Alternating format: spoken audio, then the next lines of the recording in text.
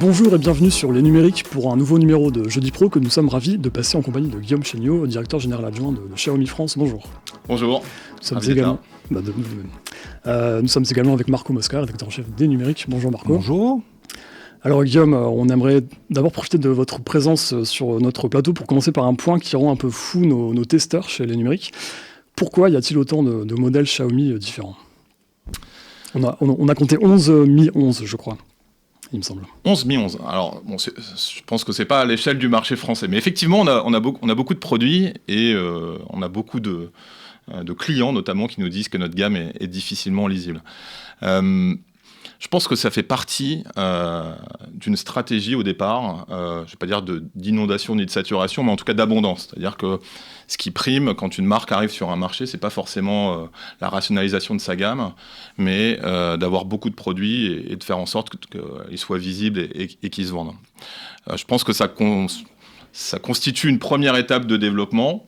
Mais qu'à terme, dès qu'une marque franchit un seuil de part de marché important et on va dire vers un acteur majeur, c'est de son devoir de rationaliser et de rendre la gamme un peu plus lisible et pour les clients et pour les consommateurs. Donc je pense qu'à l'avenir, vous en verrez un petit peu moins.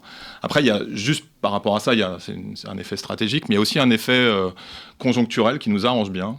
C'est-à-dire que dans le contexte de tension d'approvisionnement, le fait d'avoir beaucoup de produits constitue une force, c'est-à-dire qu'on dilue finalement le risque de rupture sur plusieurs mobiles. Alors que votre concurrence a une offre plus condensée, ce qui fait qu'ils sont peut-être plus affectés par cette crise. Ouais.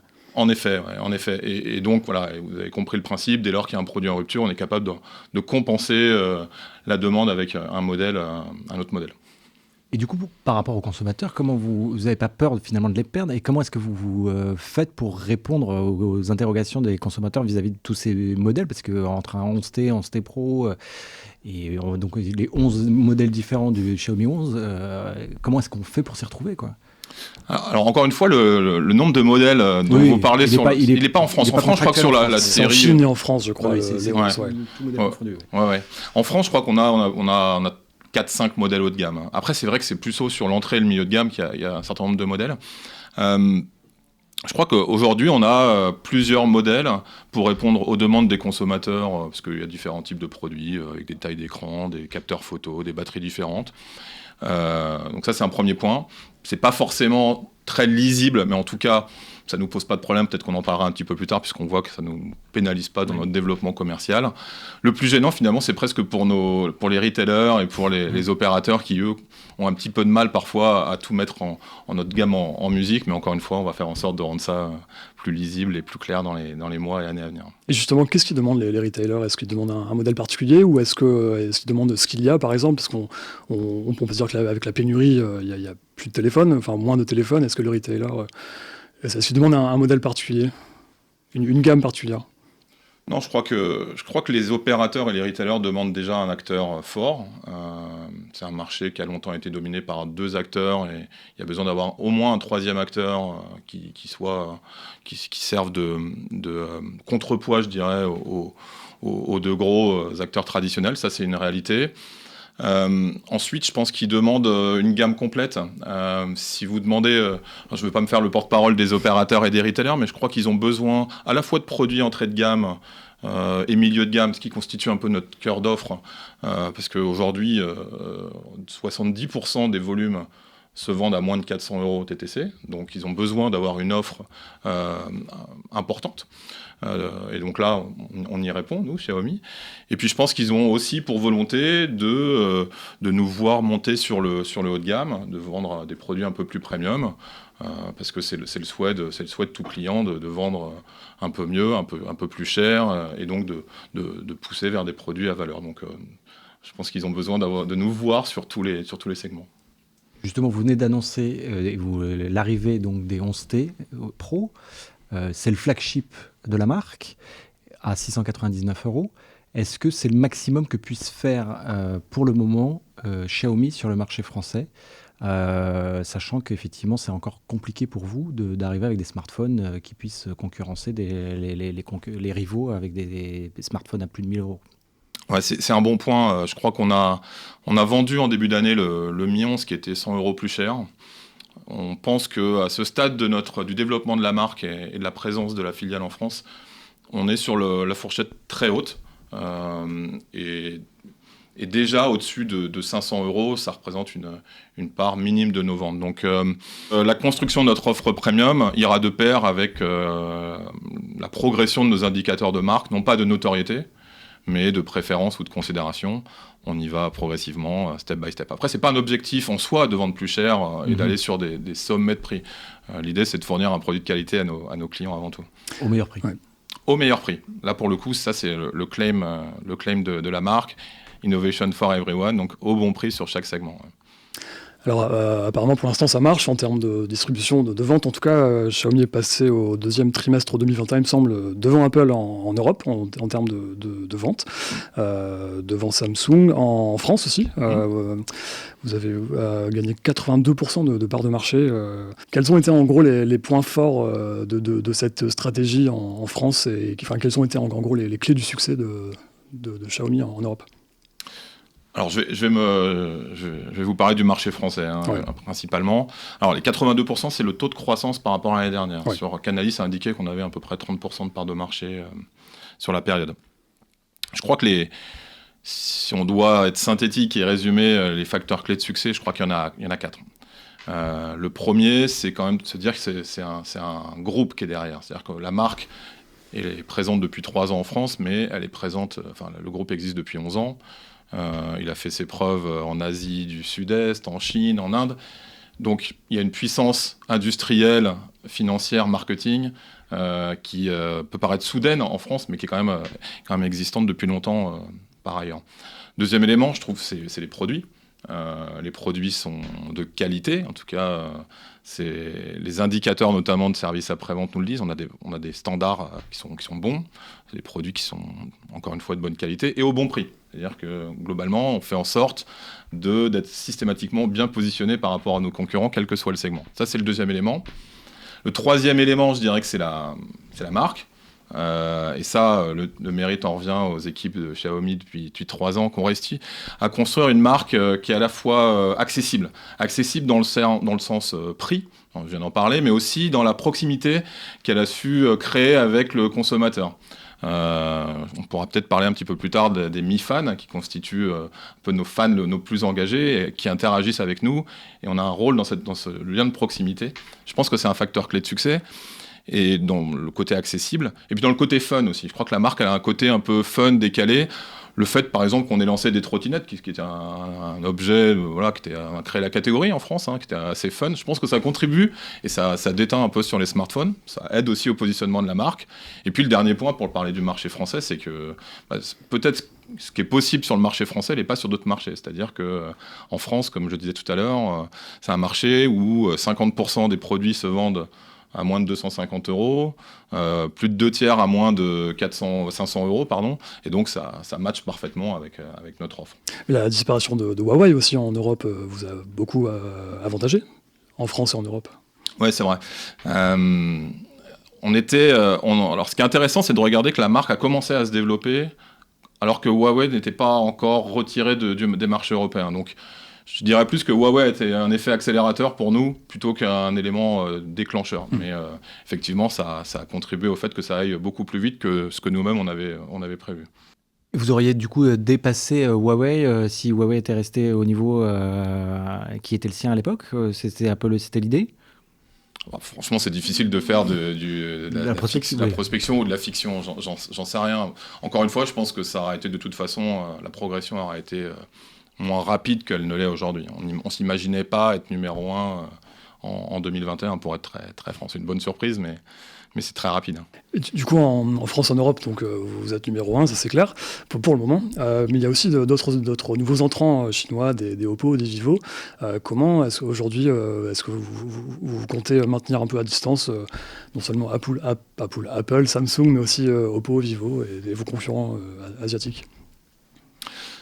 Je crois qu'il y a une stratégie qui se décline sur 3 piliers et qui répond à votre point. Le premier, c'est des indicateurs de notoriété. C'est ce qui nous différencie aujourd'hui des nouveaux entrants que vous avez nommés, c'est que la marque, spontanément ou de manière assistée, dans 80% des cas, est connue. Ce qui est loin d'être le cas des autres entrants. Donc ça, c'est une force. Et on a pour volonté de tendre vers les 100% rapidement. Mais vos rivaux chinois, par exemple, ont cette même stratégie de reconnaissance de marque en France. En quoi ça diffère par rapport à vous, par exemple? J'imagine, en fait, ce qui diffère, c'est le temps. C'est qu'on a quelques mois ou quelques années d'avance, et ça se cultive, ça s'entretient. Ensuite, on a deux autres piliers, hormis le développement de cette notoriété qui peut se faire, pour reprendre un peu ce qu'on a dit tout à l'heure, sur les médias traditionnels mais communautaires. Les deux autres piliers, c'est la constitution d'une base client, en tout cas une politique d'acquisition qui se fait sur notre cœur de gamme, c'est-à-dire que le 150-400 euros. Pour nous, c'est pas forcément important de monter tout de suite, pour répondre à votre question de tout à l'heure. Deuxième élément concerne la fidélisation de cette base client, qui passe par la constitution d'un écosystème. En fait, on pense que dès lors qu'un consommateur a plusieurs objets de la même marque dans son foyer, il est ce qu'on appelle plus captif, et donc il est de nature à rester avec nous. Donc voilà les trois piliers: acquisition, fidélisation et puis développement d'une marque à travers d'éléments de notoriété. Justement, vous parlez de diversification de produits. Bon, on vous connaît là, on parle beaucoup de smartphones, effectivement, les parts de marché sur le marché du smartphone. Maintenant, vous êtes sur la trottinette et là, vous lancez un nouveau TV. Est-ce que vous pensez encore pouvoir conquérir de l'espace sur un marché comme le TV face à des mastodontes comme LG ou Samsung ?